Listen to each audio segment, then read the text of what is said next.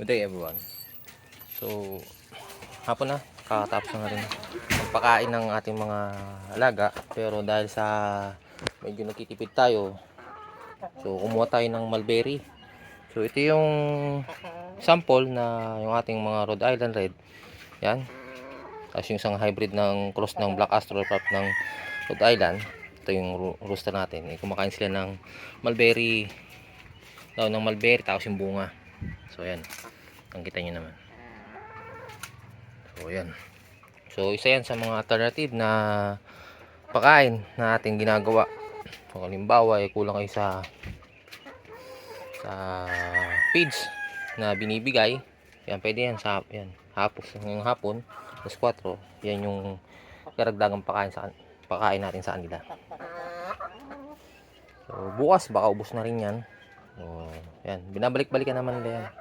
So importante pa rin na bukod sa feeds na ating pinapakain sa ating mga alaga ay meron ding mga gantong pakain na meron sila, kasi lalo na ngayon na sila ay nakakulong lang, hindi sila naka free range.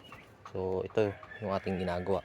Minsan yung dahon ng ating papaya ay yung pinapakain natin, pero ngayon mulberry naman ating pinapakain. Ayun, favorite ng ating rooster.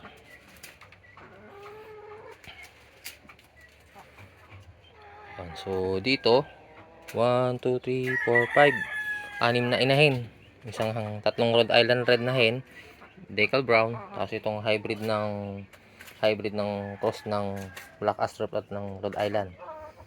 So nangingitlog na yung mga yan, except doon sa decal brown, hindi pa siya nangingitlog. So nakaitlog na rin sila noon. Tapos itong hybrid. So ayun yung ating program sa pagpapakain ng ating mga heritage chicken. Sa susunod, baka next other day, ang gagawin naman natin dun sa kabila, kasi ito ay kinakain din ng ating mga pabo, lalong lalo na ito yung bunga ng mulberry.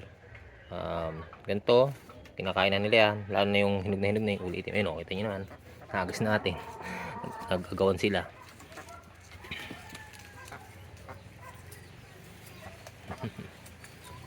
Ayan, diba? So ayun, so ilang as of now na pahabol sa ating video for today. So don't forget to like, share, and subscribe. Maraming salamat po.